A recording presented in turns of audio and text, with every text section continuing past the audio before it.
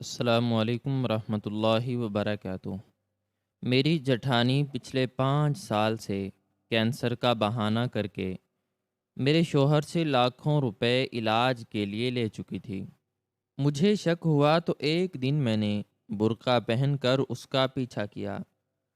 وہ ہسپتال جانے کے بجائے شہر کے ایک پوش علاقے کے عالی شان بنگلے میں گئی۔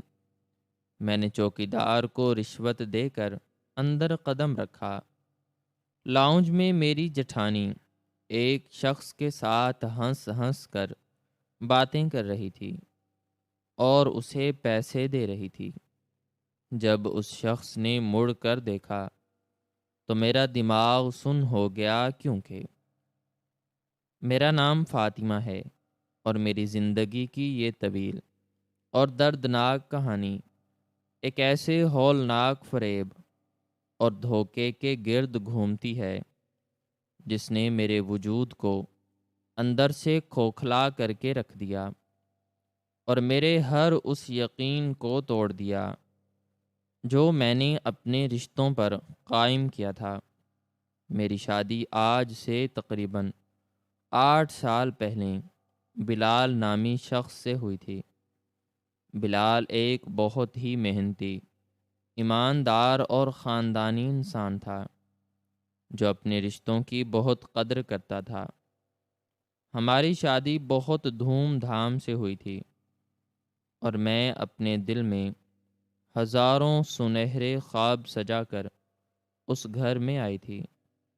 ہمارا گھرانہ ایک مشترکہ خاندانی نظام پر مبنی تھا، جس میں میرے شوہر بلال کے علاوہ میرے جیٹھ عاصم اور میری جٹھانی نگہت بھی ہمارے ساتھ ہی رہتے تھے۔ عاصم بھائی ایک انتہائی سیدھے سادے اور کم گو انسان تھے جو ایک چھوٹی سی سرکاری نوکری کرتے تھے، اور ان کی آمدنی اتنی زیادہ نہیں تھی کہ وہ گھر کے تمام اخراجات اکیلے اٹھا سکیں۔ اس کے برعکس میرے شوہر بلال ایک بہت بڑی نجی کمپنی میں اعلیٰ عہدے پر فائز تھے اور ان کی تنخواہ بہت اچھی تھی، جس کی وجہ سے گھر کا زیادہ تر مالی بوجھ بلال کے ہی کاندھوں پر تھا۔ مجھے اس بات سے کبھی کوئی مسئلہ یا شکایت نہیں رہی کہ میرا شوہر اپنے بڑے بھائی یا گھر والوں پر پیسے خرچ کرتا ہے، کیونکہ میں ایک صابر اور شکر گزار عورت تھی۔ لیکن میری جٹھانی نگہت کی فطرت مجھ سے بالکل مختلف اور انتہائی پیچیدہ تھی۔ نگہت ایک بہت ہی چالاک، مکار اور ہوس پرست عورت تھی، جسے ہمیشہ پیسوں اور عیش و آرام کی لالچ رہتی تھی۔ وہ اکثر مجھ سے حسد کرتی تھی، کیونکہ بلال مجھے بہت خوش رکھتا تھا اور میری ہر ضرورت پوری کرتا تھا۔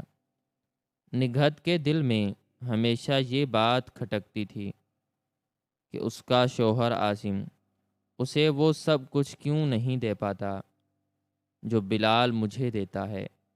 شادی کے ابتدائی 3 سال تو کسی نہ کسی طرح گزر گئے۔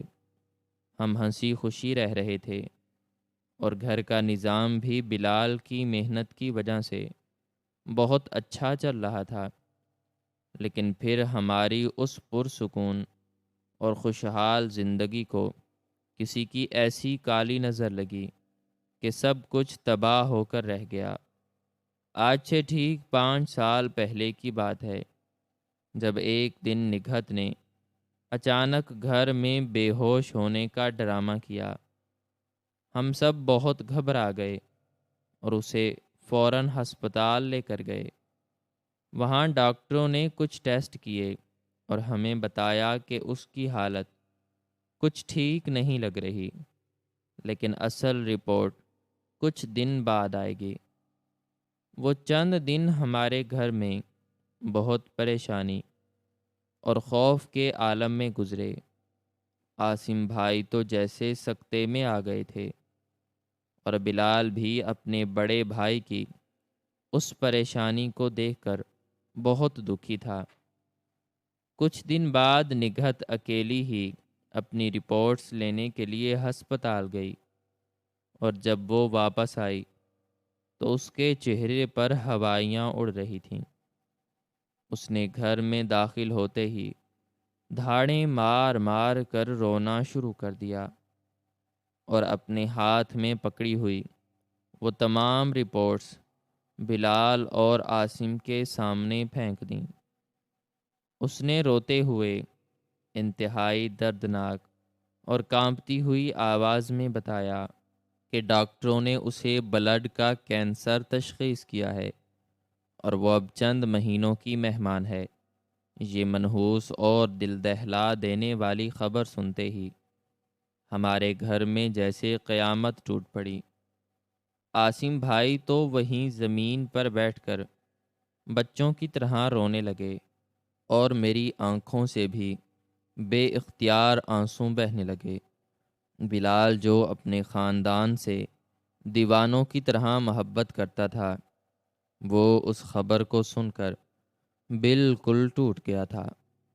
اس نے آگے بڑھ کر اپنی روتی ہوئی بھابھی کے سر پر ہاتھ رکھا، اور انتہائی جذباتی اور مضبوط لہجے میں اسے تسلی دیتے ہوئے کہا کہ بھابھی، آپ کو کچھ نہیں ہوگا، میں اپنا سب کچھ بیچ دوں گا، اپنا خون پسینہ ایک کر دوں گا، لیکن آپ کو کینسر جیسی بیماری سے مرنے نہیں دوں گا۔ آپ کا علاج شہر کے سب سے بڑے اور مہنگے ہسپتال میں ہوگا، اور اس میں جتنے بھی پیسے لگیں گے وہ میں خود دوں گا۔ بلال کا یہ وعدہ کوئی معمولی وعدہ نہیں تھا۔ اس نے اپنے اس وعدے کو نبھانے کے لیے اپنی دن رات کی نیندیں اور اپنا سارا سکون قربان کر دیا۔ اس دن کے بعد سے ہمارے گھر کا پورا نقشہ ہی بدل گیا۔ نگہت نے بتایا کہ اس کا علاج ایک بہت ہی نامور اور ماہر کینسر اسپیشلسٹ کے پاس شروع ہو گیا ہے، اور اسے ہر مہینے مہنگی دوائیاں اور مخصوص تھراپی کروانی پڑے گی، جس کا خرچہ لاکھوں روپے میں ہوگا۔ عاصم بھائی کے پاس اتنے پیسے نہیں تھے، اس لیے بلال نے اپنی ساری جمع پونجی نگہت کے علاج کے لیے نکال دی۔ ابتدائی مہینوں میں بلال نے اپنی وہ نئی گاڑی بھی بیچ دی جو اس نے بڑے شوق سے خریدی تھی، تاکہ نگہت کے علاج میں کوئی کمی نہ آئے۔ وہ ہر مہینے اپنی تنخواہ کا ایک بہت بڑا حصہ لا کر نگہت کے ہاتھ میں رکھ دیتا تھا، تاکہ وہ ہسپتال جا کر اپنا علاج کروا سکے۔ وقت گزرتا گیا، اور نگہت کی بیماری کا یہ سلسلہ 1-2 مہینے نہیں بلکہ پورے 5 سال تک پھیل گیا۔ ان 5 سالوں میں ہم نے وہ برے اور کٹھن دن دیکھے ہیں جن کا میں تصور بھی نہیں کر سکتی تھی۔ بلال نے نگہت کے علاج کے لیے اپنے دوستوں سے، رشتہ داروں سے اور بینکوں سے لاکھوں روپے کا بھاری قرضہ لے لیا تھا۔ گھر میں فاقوں کی نوبت آ چکی تھی۔ میں نے اپنے وہ تمام قیمتی زیورات جو میرے والدین نے مجھے شادی پر دیے تھے، وہ سب بلال کے کہنے پر بیچ دیے، تاکہ بھابھی کی جان بچائی جا سکے۔ میں نے اپنی تمام خواہشات کا گلا گھونٹ دیا تھا۔ میں نے ان 5 سالوں میں اپنے لیے کوئی ایک نیا جوڑا نہیں خریدا۔ میرے بچے پرانے کپڑے پہنتے تھے، اور ہم گھر میں روکھا سوکھا کھا کر گزارا کرتے تھے، کیونکہ بلال کا سارا دھیان اور اس کی ساری کمائی صرف اور صرف نگہت کے اس مہنگے علاج پر خرچ ہو رہی تھی۔ بلال دن رات ایک کر کے اوور ٹائم لگاتا، اور تھک ہار کر گھر آتا تو اس کے چہرے پر ایک عجیب سی بے بسی ہوتی تھی، لیکن وہ پھر بھی ہمت نہیں ہارتا تھا۔ نگہت ہر مہینے کئی کئی بار ہسپتال جانے کے بہانے گھر سے نکلتی اور بلال سے لاکھوں روپے لے کر جاتی۔ وہ بتاتی تھی کہ اس کی تھراپی بہت تکلیف دہ ہے اور وہ نہیں چاہتی کہ گھر کا کوئی فرد اس کے ساتھ ہسپتال جا کر اس کی وہ تکلیف دیکھے، اس لیے وہ ہمیشہ اکیلی ہی ہسپتال جانے کی ضد کرتی تھی۔ عاصم بھائی بھی اس کی اس بات پر راضی تھے، کیونکہ وہ اپنی بیوی کو اس حال میں نہیں دیکھ سکتے تھے، اور بلال بھی اپنی بھابھی کی اس خواہش کا احترام کرتا تھا۔ لیکن جیسے جیسے وقت گزر رہا تھا، میرے دل میں ایک عجیب سا اور نامعلوم شک پیدا ہونا شروع ہو گیا تھا۔ میں ایک عورت تھی، اور عورت کی چھٹی حس بہت تیز ہوتی ہے۔ میں نے ان 5 سالوں میں کینسر کے مریضوں کے بارے میں بہت کچھ پڑھا اور سنا تھا۔ میں جانتی تھی کہ جب کسی کو بلڈ کا کینسر ہوتا ہے اور اس کی کیمو تھراپی ہوتی ہے تو اس کے بال گر جاتے ہیں، اس کا وزن تیزی سے کم ہونے لگتا ہے اور اس کی رنگت زرد پڑ جاتی ہے۔ لیکن میری جٹھانی نگہت کے ساتھ ایسا کچھ بھی نہیں ہو رہا تھا۔ ان 5 سالوں کے طویل عرصے میں نگہت کا وزن کم ہونے کے بجائے بڑھ گیا تھا۔ اس کے بال پہلے سے زیادہ گھنے اور چمکدار ہو گئے تھے، اور اس کے چہرے پر بیماری کی کوئی زردی نہیں تھی، بلکہ اس کی رنگت بہت صاف اور چمکدار ہو چکی تھی۔ جب میں نے ایک بار ڈرتے ڈرتے بلال سے اس بات کا ذکر کیا تو اس نے مجھے ڈانٹ دیا اور کہا کہ بھابھی کی دوائیاں بہت مہنگی اور جدید ہیں، جن کی وجہ سے ان کے بال نہیں گرتے، اور ہمیں ان کے بارے میں ایسا برا نہیں سوچنا چاہیے۔ نگہت نے بھی گھر میں یہ بات پھیلا رکھی تھی کہ وہ کوئی عام کیمو تھراپی نہیں کروا رہی، بلکہ بیرون ملک سے آنے والی کوئی خاص ٹارگیٹڈ تھراپی لے رہی ہے، جس کے سائیڈ ایفیکٹس نہیں ہوتے۔ میرے دل کا وہ شک پھر بھی دور نہیں ہوا۔ میں اکثر نوٹ کرتی تھی کہ جب بھی نگہت ہسپتال جانے کے لیے تیار ہوتی تو وہ بہت اچھے اور مہنگے کپڑے پہنتی اور ہلکا سا میک اپ بھی کرتی، جو کہ کسی کینسر کے مریض کے لیے بہت عجیب بات تھی۔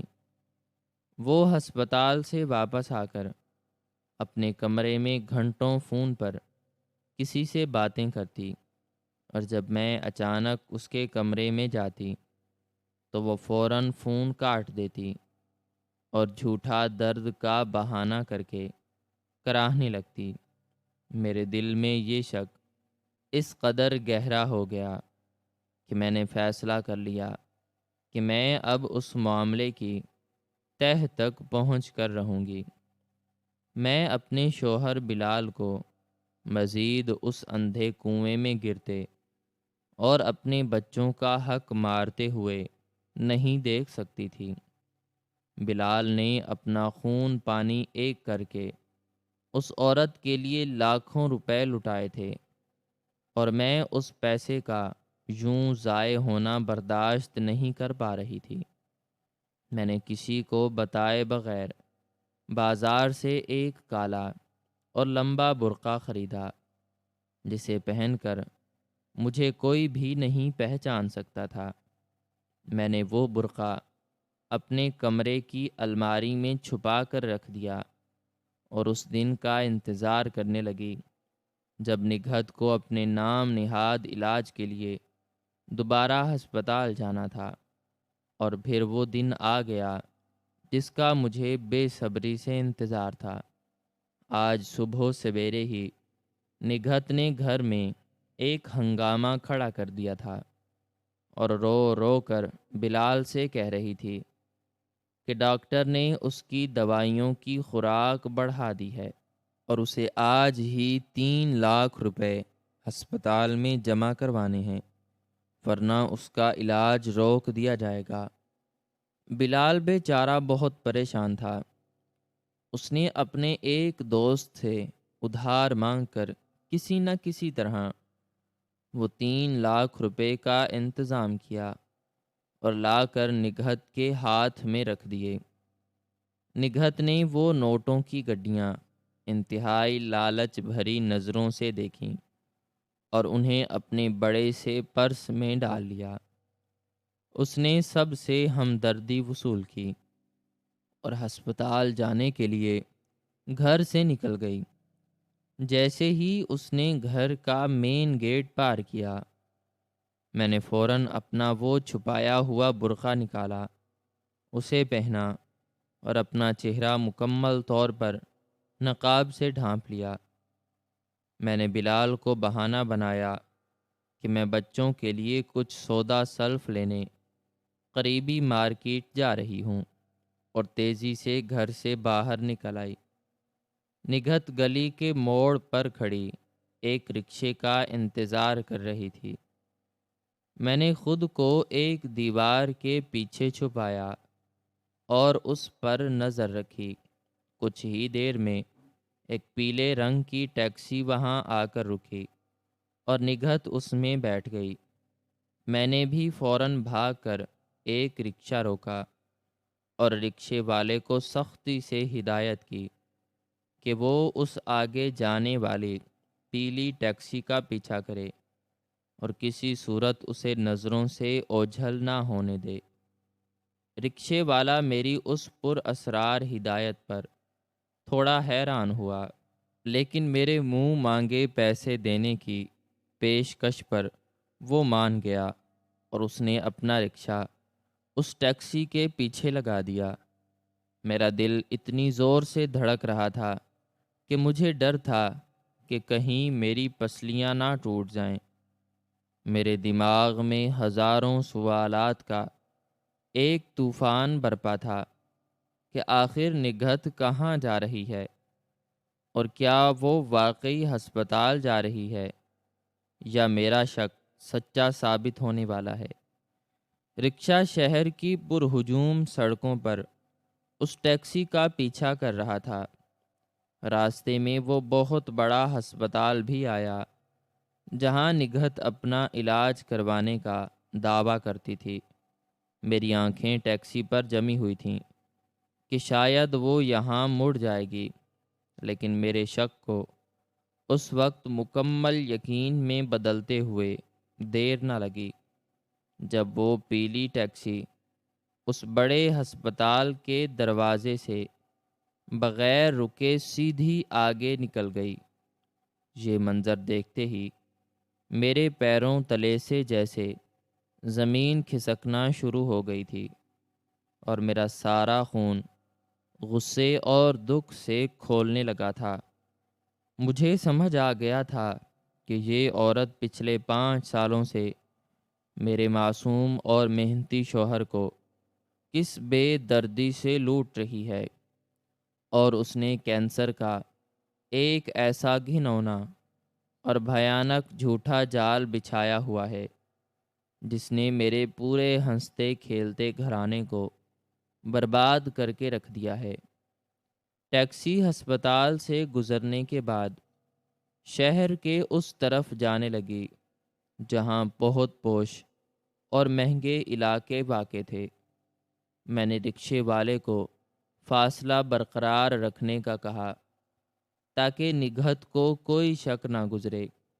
تقریباً آدھے گھنٹے کے طویل اور اذیت ناک سفر کے بعد وہ ٹیکسی شہر کے سب سے پوش اور مہنگے ترین علاقے میں داخل ہو گئی، جہاں کی سڑکیں چوڑی اور صاف ستھری تھیں اور دونوں اطراف میں اونچے اور شاندار بنگلے بنے ہوئے تھے، جنہیں دیکھ کر عمارت اور شاہانہ پن کا احساس ہوتا تھا۔ وہ پیلی ٹیکسی ایک انتہائی عالی شان اور بڑے سفید بنگلے کے سامنے جا کر رک گئی۔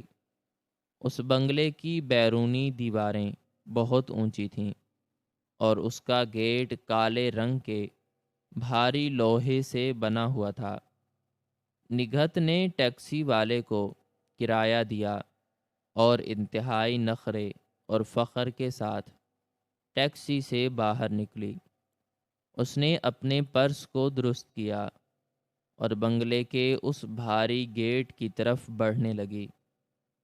میں نے رکشے والے کو تھوڑے فاصلے پر ہی روک لیا اور اسے پیسے دے کر رکشے سے نیچے اتر آئی۔ میں نے اپنے برقعے کو اچھی طرح سمیٹا تاکہ میری کوئی بھی چیز پہچانی نہ جا سکے، اور انتہائی دبے قدموں سے اس بنگلے کی طرف بڑھنے لگی۔ نگہت نے گیٹ پر موجود ایک چھوٹے سے دروازے کو کھٹکھٹایا تو اندر سے ایک وردی پہنے ہوئے چوکیدار نے دروازہ کھولا۔ چوکیدار نے نگہت کو دیکھتے ہی انتہائی ادب سے سلام کیا، جیسے وہ اسے بہت اچھی طرح اور عرصے سے جانتا ہو۔ نگہت نے کوئی جواب دیے بغیر اپنا سر ہلایا اور اس بنگلے کے اندر داخل ہو گئی، اور چوکیدار نے وہ چھوٹا دروازہ دوبارہ اندر سے بند کر دیا۔ میں اس بنگلے کے باہر کھڑی کانپ رہی تھی۔ میرے اندر تجسس اور غصے کی ایک ایسی آگ جل رہی تھی جو مجھے کسی بھی حد تک جانے پر مجبور کر رہی تھی۔ مجھے یہ جاننا تھا کہ میری جٹھانی، جس کے علاج کے لیے میرے شوہر نے اپنا سب کچھ بیچ دیا تھا، وہ اس عالی شان بنگلے میں کس سے ملنے آئی ہے، اور اس کا اصل راز کیا ہے۔ میں نے کچھ دیر انتظار کیا تاکہ نگہت پوری طرح اندر چلی جائے، اور پھر میں نے اپنے کانپتے ہوئے قدموں کے ساتھ اس کالے اور بھاری لوہے کے گیٹ کی طرف قدم بڑھائے۔ میں نے ہمت کر کے گیٹ پر لگی ہوئی کال بیل کا بٹن دبا دیا۔ میرے دل کی دھڑکنیں اتنی تیز تھیں کہ مجھے اپنے کانوں میں ان کی آواز سنائی دے رہی تھی۔ کچھ ہی لمحوں کے بعد گیٹ کا وہ چھوٹا دروازہ دوبارہ کھلا اور وہی وردی والا چوکیدار باہر جھانکنے لگا۔ اس نے میرے برقعے کو دیکھ کر انتہائی کھردرے اور شکی لہجے میں پوچھا کہ کون ہو تم اور یہاں کس سے ملنا ہے؟ میں نے اپنے لہجے میں مکمل اعتماد پیدا کرنے کی کوشش کرتے ہوئے اسے کہا کہ مجھے اندر جانا ہے۔ میری ایک جاننے والی ابھی ابھی اندر گئی ہیں اور مجھے ان سے ایک بہت ضروری کام ہے۔ چوکیدار نے مجھے گھورتے ہوئے سختی سے انکار کر دیا اور کہا کہ اندر صاحب کی اجازت کے بغیر کوئی نہیں جا سکتا۔ تم یہاں سے چلی جاؤ، ورنہ میں پولیس کو بلا لوں گا۔ اس کا یہ انکار سن کر میری پریشانی مزید بڑھ گئی، لیکن میں کسی صورت یہاں سے خالی ہاتھ واپس جانے کو تیار نہیں تھی۔ میں نے اپنے پرس میں ہاتھ ڈالا اور اس میں موجود 5,000 روپے کا ایک نیا اور کڑکتا ہوا نوٹ باہر نکال لیا۔ یہ پیسے میں نے بچوں کے سکول کی فیس کے لیے رکھے تھے، لیکن اس وقت اس راز کو بے نقاب کرنا میری زندگی کا سب سے بڑا مقصد بن چکا تھا۔ میں نے وہ 5,000 کا نوٹ اس چوکیدار کی طرف بڑھایا اور انتہائی دھیمی مگر التجا بھری آواز میں کہا کہ بھائی، مجھے صرف چند منٹ کے لیے اندر جانے دو۔ میں کوئی نقصان نہیں پہنچاؤں گی، بس مجھے وہ عورت دیکھنی ہے جو ابھی اندر گئی ہے۔ یہ پیسے تم رکھ لو اور میری مدد کرو۔ چوکیدار نے اس 5,000 کے بڑے نوٹ کو دیکھا تو اس کی آنکھوں میں ایک واضح لالچ چمک اٹھا۔ اس نے ادھر ادھر گلی میں نظر دوڑائی کہ کوئی دیکھ تو نہیں رہا، اور پھر انتہائی پھرتی سے وہ نوٹ میرے ہاتھ سے چھین کر اپنی جیب میں ڈال لیا۔ اس نے مجھے ایک انتباہی نظر سے دیکھا اور کہا کہ ٹھیک ہے، تم اندر جاؤ، لیکن یاد رکھنا اگر کوئی گڑبڑ ہوئی تو میں تمہیں نہیں جانتا، تم جلدی سے اپنا کام کر کے باہر آ جانا۔ میں نے جلدی سے سر ہلایا اور اس چھوٹے دروازے سے اپنا قدم اندر کی طرف رکھ دیا۔ بنگلے کے اندر قدم رکھتے ہی مجھے ایسا لگا جیسے میں کسی دوسری ہی دنیا میں آ گئی ہوں۔ وہاں کا ماحول اور وہ شاہانہ پن میری سوچ سے بھی کہیں زیادہ تھا۔ اندر ایک بہت بڑا اور سرسبز باغ تھا جس میں قیمتی پودے اور رنگ برنگے پھول لگے ہوئے تھے، اور باغ کے بیچ میں ایک خوبصورت فوارہ چل رہا تھا جس کے پانی کی آواز اس خاموشی میں بہت بھلی لگ رہی تھی۔ سامنے ایک بہت بڑا اور شاندار پورچ تھا جہاں 2 انتہائی مہنگی اور چمکتی ہوئی گاڑیاں کھڑی تھیں۔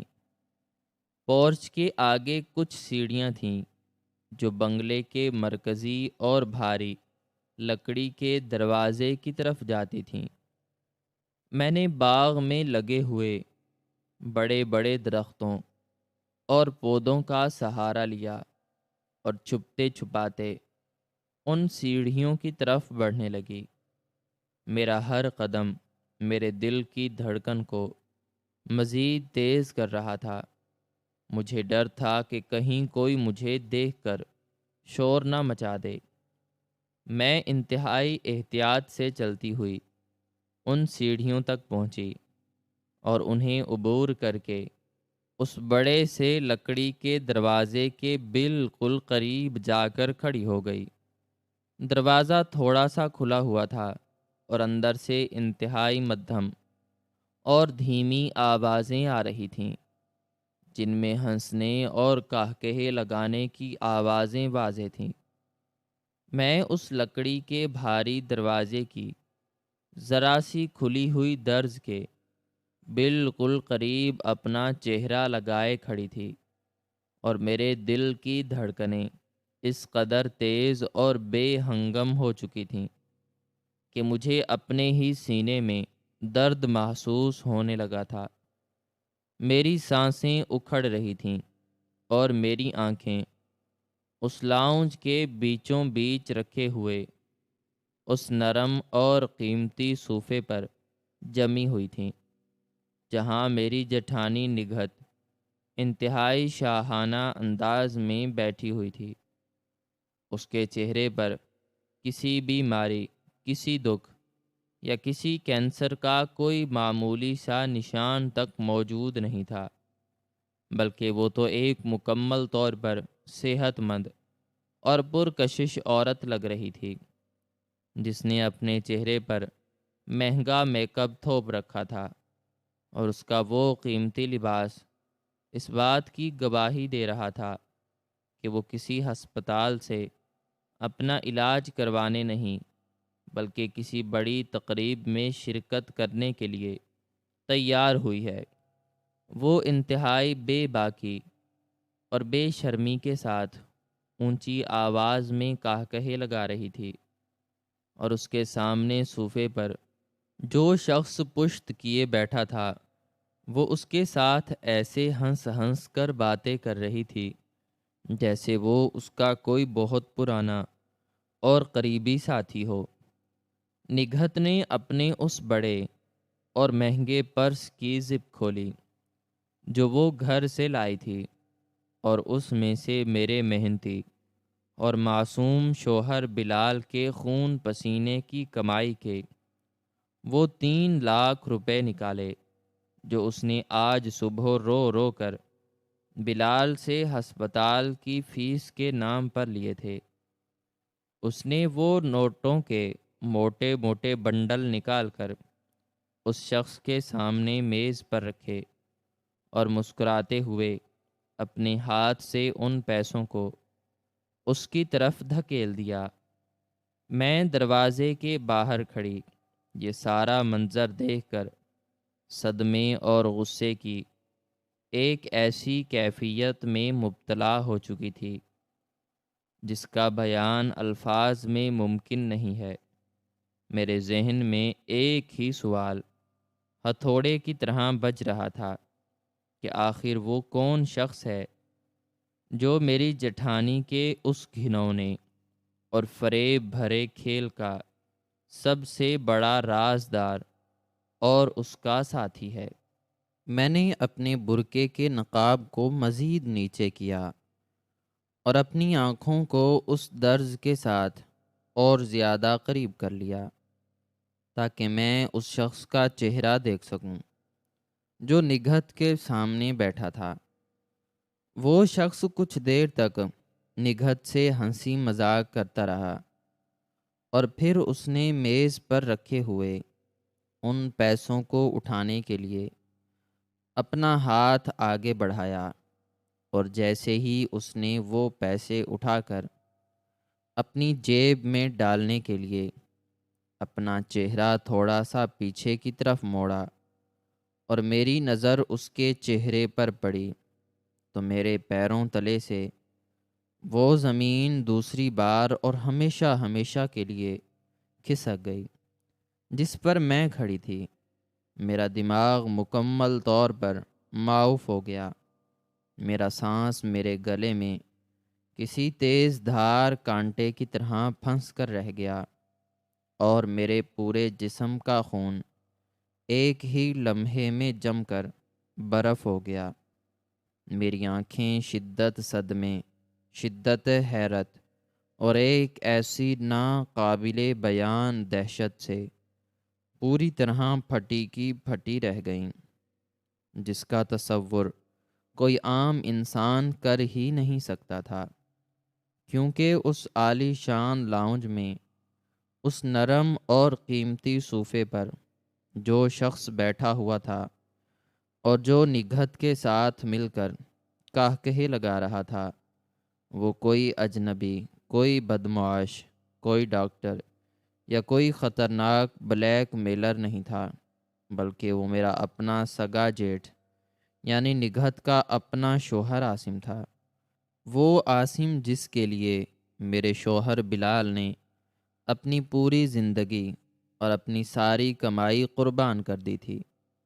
وہ عاصم جو گھر میں ایک انتہائی سیدھا سادھا، غریب اور لاچار انسان بن کر رہتا تھا۔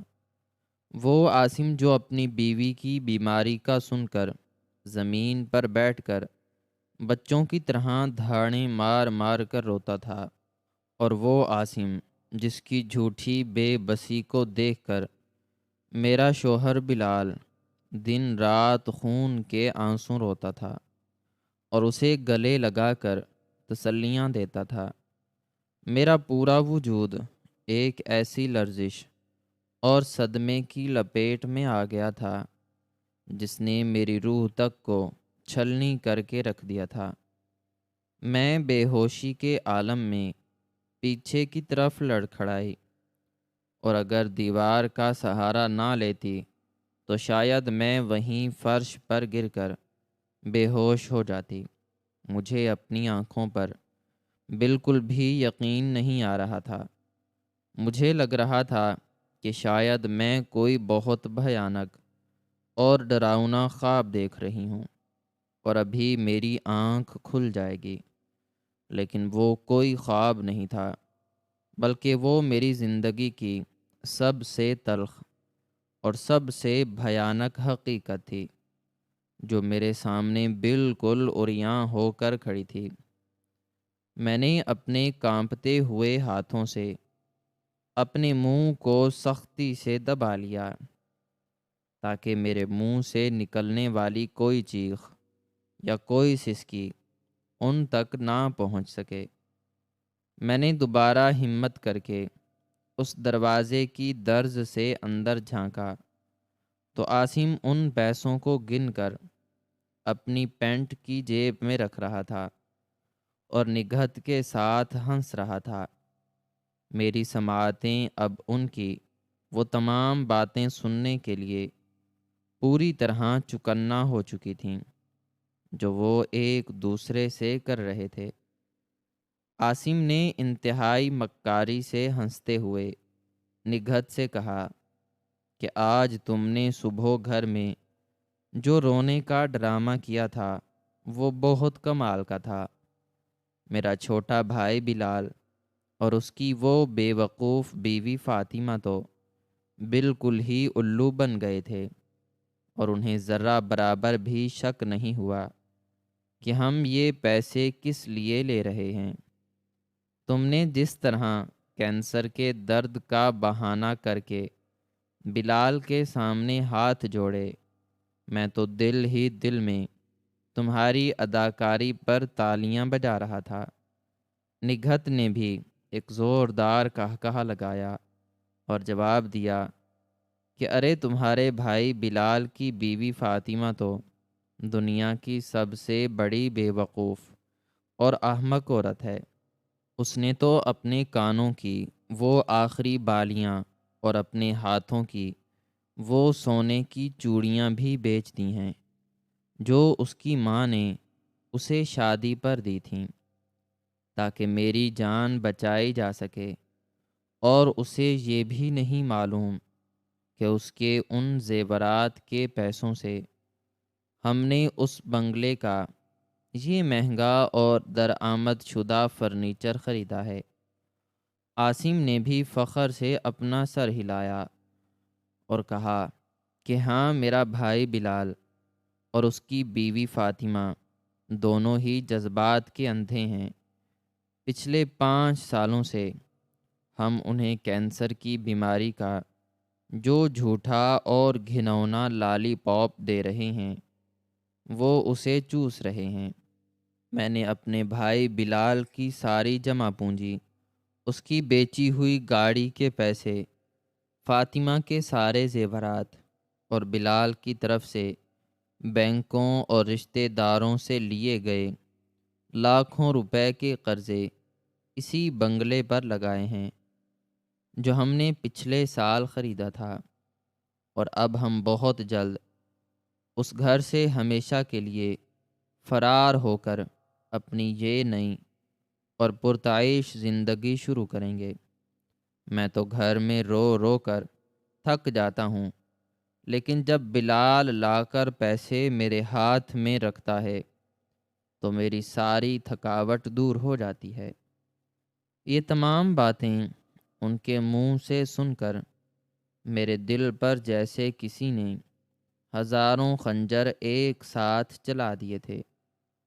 میرے ذہن میں وہ تمام مناظر ایک خوفناک فلم کی طرح چلنے لگے جب میں راتوں کو جاگ کر اپنے جیٹھ عاصم اور جیٹھانی نگہت کے لیے مصلے پر بیٹھ کر دعائیں مانگتی تھی۔ مجھے یاد آ رہا تھا کہ بلال کتنا مجبور اور عظیم انسان تھا جو اپنے بڑے بھائی کی بیوی کے لیے اتنی قربانیاں دے رہا تھا۔ مجھے یاد آ رہا تھا کہ کیسے میں نے پچھلے 5 سالوں میں اپنے معصوم بچوں کو عید پر نئے کپڑے نہیں پہنائے تھے، کیسے میں نے گھر میں سالن کے بغیر روٹی کھا کر گزارا کیا تھا اور راتوں کو بھوکے پیٹ سوئی تھی تاکہ بلال پر مالی بوجھ نہ پڑے، اور کیسے میں نے اپنے وہ تمام قیمتی زیورات جو میرے والدین کی آخری نشانی تھے وہ اپنے ہاتھوں سے بلال کو دے دیے تھے تاکہ وہ اپنے بڑے بھائی کی بیوی کی جان بچا سکے اور گھر میں سکون واپس آ سکے۔ لیکن حقیقت تو یہ تھی کہ وہ دونوں میاں بیوی ایک بہت ہی گندی اور غلیظ سازش کے تحت ہمیں لوٹ رہے تھے۔ عاصم اپنے ہی چھوٹے بھائی کو، اپنی ہی بھابھی کو برباد کر کے اپنی اس چالاک اور مکار بیوی کے ساتھ مل کر یہ عالی شان بنگلہ بنا رہا تھا، تاکہ وہ دونوں ہمیں دھوکہ دے کر یہاں ایک نئی اور عیاشانہ زندگی گزار سکیں۔ میرے اندر کا وہ دکھ اور وہ صدمہ اب ایک انتہائی بھیانک اور خطرناک غصے اور انتقام کی آگ میں تبدیل ہونا شروع ہو گیا تھا۔ میرے آنسوں جو کچھ دیر پہلے میری بے بسی پر بہہ رہے تھے، وہ اب مکمل طور پر سوکھ چکے تھے، اور ان کی جگہ میری آنکھوں میں ایک ایسی خونی چمک آ گئی تھی جو کسی بھی ظالم کو جلا کر راکھ کرنے کے لیے کافی تھی۔ میں نے فیصلہ کر لیا تھا کہ میں اب اس دھوکے کو برداشت کر کے خاموشی سے واپس گھر نہیں جاؤں گی، اور نہ ہی اپنے کمرے میں جا کر رہوں گی، بلکہ میں ان دونوں مکار اور غلیظ انسانوں کو آج ان کی اصلیت دکھاؤں گی، اور ان کا یہ گھناؤنا چہرہ پوری دنیا اور خاص طور پر اپنے شوہر بلال کے سامنے بے نقاب کروں گی۔ میں نے اپنے کانپتے ہوئے ہاتھوں کو قابو کیا اور اپنی جیب سے اپنا اسمارٹ موبائل فون نکالا۔ میں نے جلدی سے اپنے فون کا کیمرہ کھولا اور اس کی ویڈیو ریکارڈنگ کو آن کر دیا۔ میں نے اس فون کے کیمرے کو دروازے کی اس کھلی ہوئی درز کے بالکل سامنے سیٹ کیا، جہاں سے عاصم اور نگہت کا چہرہ اور ان کی آوازیں بالکل صاف اور واضح طور پر ریکارڈ ہو سکتی تھیں۔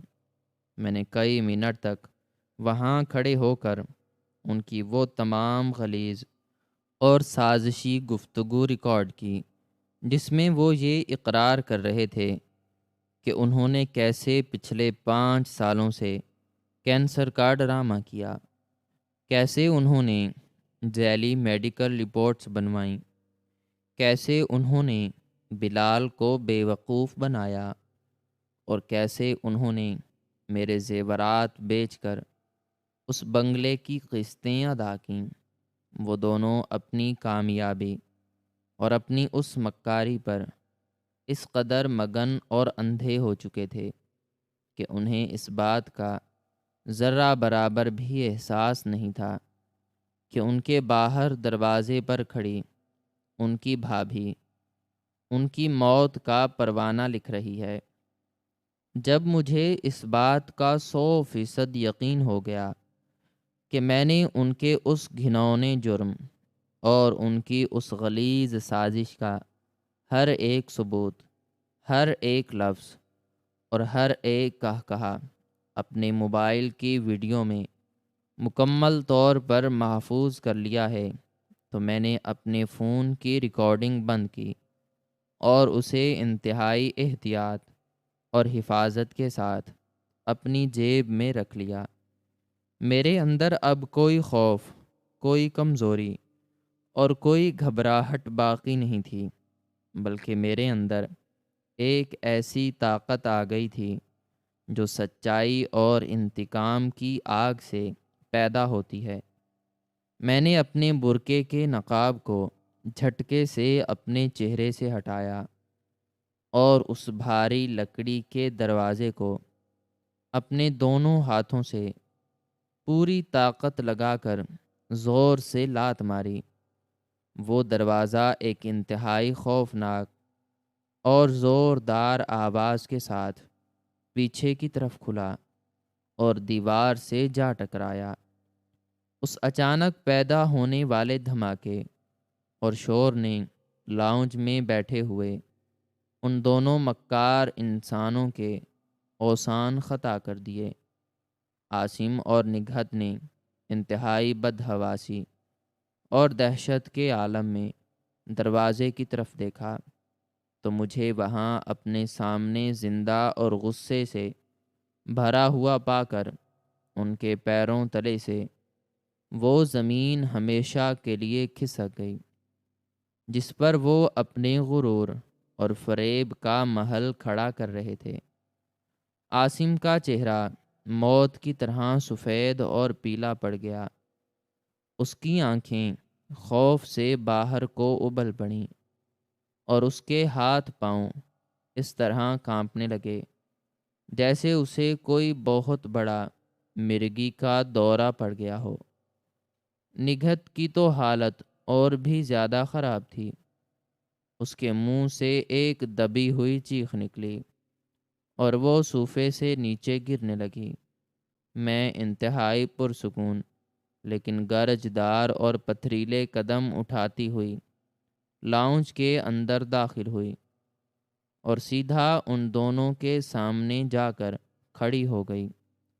عاصم نے انتہائی ہکلاتی ہوئی اور کانپتی ہوئی آواز میں مجھ سے کچھ کہنے کی اور مجھ سے کوئی جھوٹا بہانہ بنانے کی کوشش کی، لیکن اس سے پہلے کہ وہ کوئی ایک لفظ بھی اپنے منہ سے نکال پاتا، میں نے اپنا دایاں ہاتھ پوری طاقت سے ہوا میں بلند کیا اور عاصم کے منہ پر ایک ایسا زوردار اور گونجتا ہوا تھپڑ رسید کیا جس کی آواز اس پورے عالیشان لاؤنج میں گونج اٹھی۔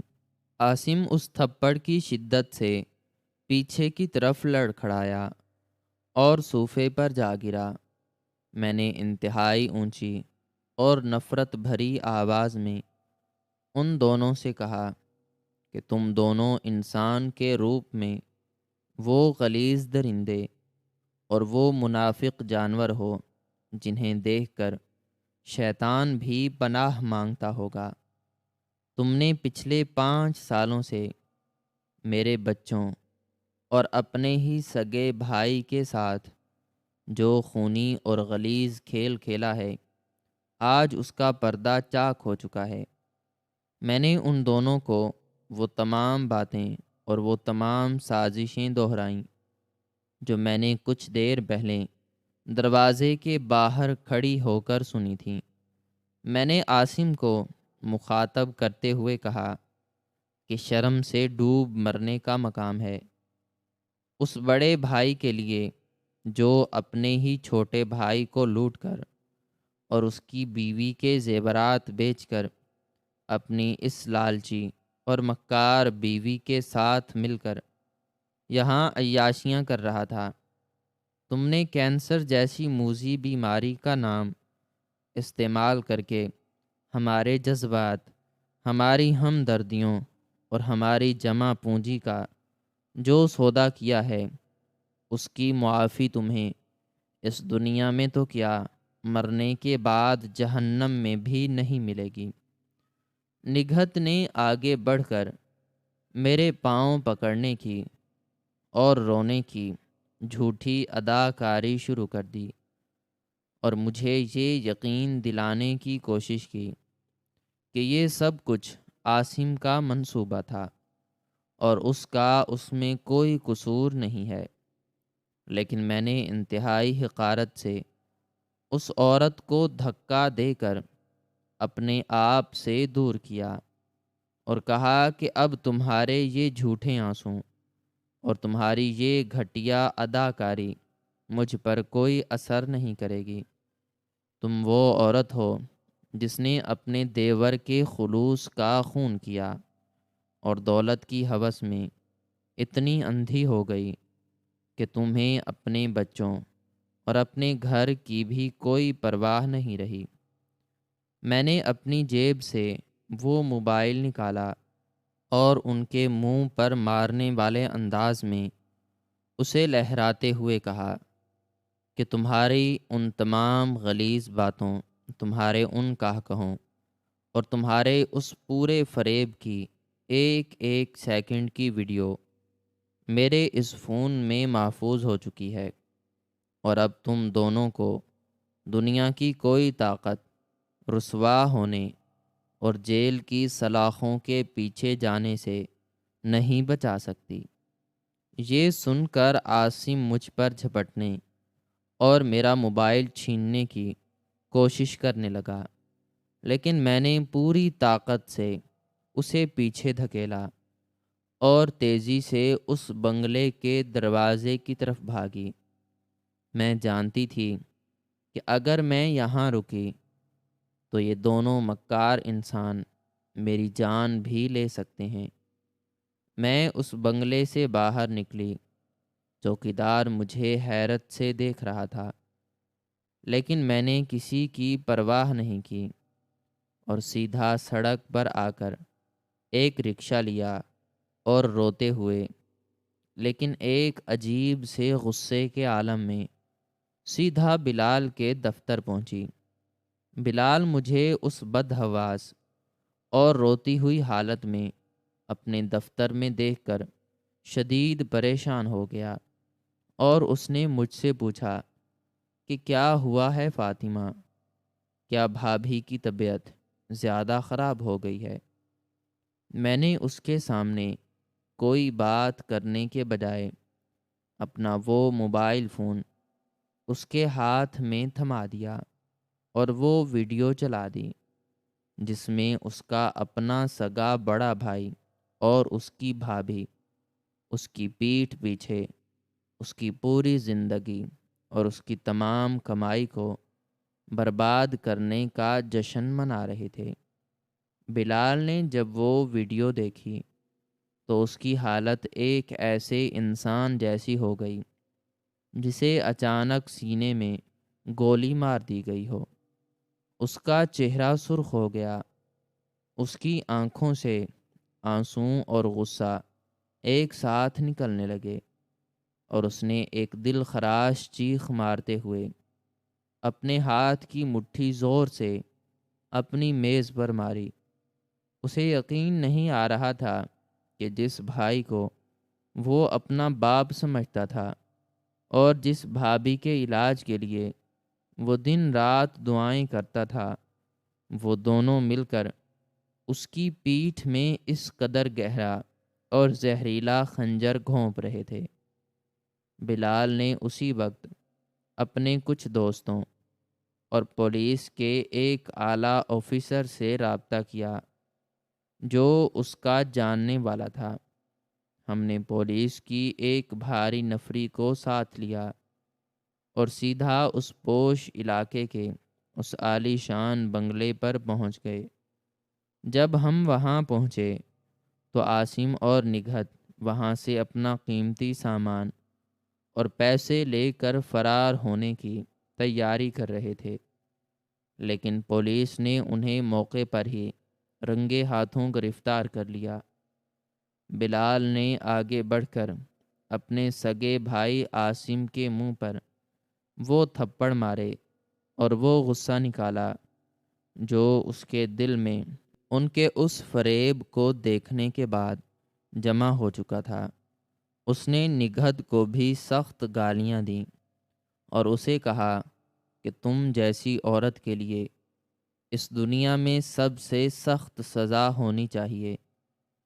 پولیس نے ان دونوں کو ہتھکڑیاں پہنا کر پولیس موبائل میں ڈال دیا اور اس عالی شان بنگلے کو قانونی طور پر سیل کر دیا جس کی بنیادیں ہمارے خون اور ہماری محنت پر کھڑی کی گئی تھیں۔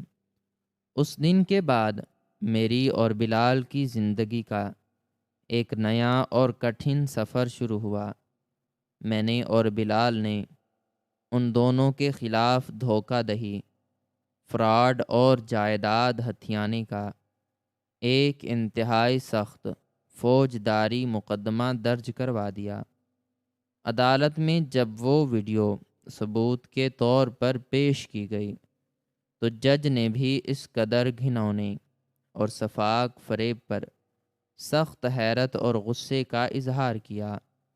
مقدمے کی کارروائی کچھ مہینے چلتی رہی اور اس دوران عاصم اور نگہت کو حوالات کی ان کال کوٹھڑیوں میں وہ ذلت اور وہ رسوائی برداشت کرنی پڑی جس کے وہ اصل حقدار تھے۔ ان کا وہ سارا غرور اور ان کی وہ ساری مکاری مٹی میں مل چکی تھی۔ عدالت نے اپنا حتمی فیصلہ سناتے ہوئے ان دونوں کو ان کے اس ناقابل معافی جرم پر 7 سال قید کی بامشقت اور بھاری جرمانے کی سزا سنائی، اور اس کے ساتھ ساتھ یہ بھی حکم دیا کہ انہوں نے جتنی بھی رقم ہمارے زیورات بیچ کر اور دھوکے سے ہم سے لی تھی، وہ تمام رقم اس بنگلے کو نیلام کر کے مجھے اور بلال کو واپس لوٹائی جائے۔ عاصم اور نگہت جب روتے اور گڑ گڑاتے ہوئے عدالت سے باہر لائے جا رہے تھے تو ان کے چہروں پر موجود وہ ذلت اور پچھتاوا اس بات کی گواہی دے رہا تھا کہ مکافات عمل کا قانون کبھی کسی ظالم کو نہیں چھوڑتا، اور اللہ کی لاٹھی جب چلتی ہے تو اس کی کوئی آواز نہیں ہوتی، لیکن اس کی مار بہت سخت ہوتی ہے۔ میں نے اپنی رقم واپس ملنے کے بعد اپنے بچوں کے ساتھ ایک نئے اور پرسکون شہر میں جا کر اپنی ایک نئی زندگی کا آغاز کر لیا، جہاں میرے بچوں کا مستقبل محفوظ تھا۔ بلال نے بھی سب کچھ بھلا کر ہمارے ساتھ نئی شروعات کی، تاکہ اس ذلت بھری یاد کو ہمیشہ کے لیے بھول سکیں۔ میری زندگی کا وہ تلخ اور اذیت ناک باب ہمیشہ کے لیے بند ہو چکا تھا، لیکن اس نے مجھے ایک بہت بڑا اور اٹل سبق سکھا دیا تھا کہ انسان کو کبھی بھی رشتوں اور محبت کے نام پر اتنا اندھا نہیں ہونا چاہیے کہ وہ اپنے ارد گرد ہونے والے فریب کو پہچاننے کی صلاحیت ہی کھو دے۔ دنیا میں سچے رشتے بہت انمول ہوتے ہیں، لیکن جب انہی رشتوں کے اندر کوئی عاصم اور نگہت جیسا غلیظ اور ہوس پرست انسان جنم لیتا ہے تو وہ پوری نسل اور پورے خاندان کو تباہ کر دیتا ہے۔ مجھے آج بھی وہ دن یاد آتا ہے جب میں اس دروازے کے باہر کھڑی کانپ رہی تھی، اور آج میں ایک مضبوط، پرسکون اور باوقار عورت بن کر اپنی زندگی گزار رہی ہوں۔ میرا وہ دکھ اور میری وہ قربانی رائے گاہ نہیں گئی، بلکہ اس نے مجھے سچائی اور حق کے راستے پر کھڑا ہونے کا وہ حوصلہ دیا جس نے میرے وجود کو ایک نئی اور ابدی طاقت عطا کر دی، اور اس طرح اس فریب کے جال کا وہ تاریک سایہ ہمیشہ کے لیے چھٹ گیا، اور میری زندگی میں ایک نئے اور روشن صبح کا آغاز ہوا، جس میں کوئی دھوکہ، کوئی مکاری اور کوئی جھوٹ شامل نہیں تھا، بلکہ صرف اور صرف محنت، سچائی اور ایک نئی امید کا اجالا تھا، اور بلال کا وہ پیار تھا جس نے میرے ہر زخم کو بھر دیا تھا، اور ہم دونوں ایک دوسرے کا سہارا بن کر آگے بڑھ گئے تھے۔ ناظرین، ہماری آج کی یہ سٹوری آپ کو کیسی لگی؟ کمنٹ سیکشن میں اپنی رائے کا اظہار ضرور کریں، اور مزید اس طرح کی ویڈیوز دیکھنے کے لیے ویڈیو کو لائک کریں، شیئر کریں، اور چینل کو لازمی سبسکرائب کریں۔ ملتے ہیں نیکسٹ ویڈیو میں۔ شکریہ۔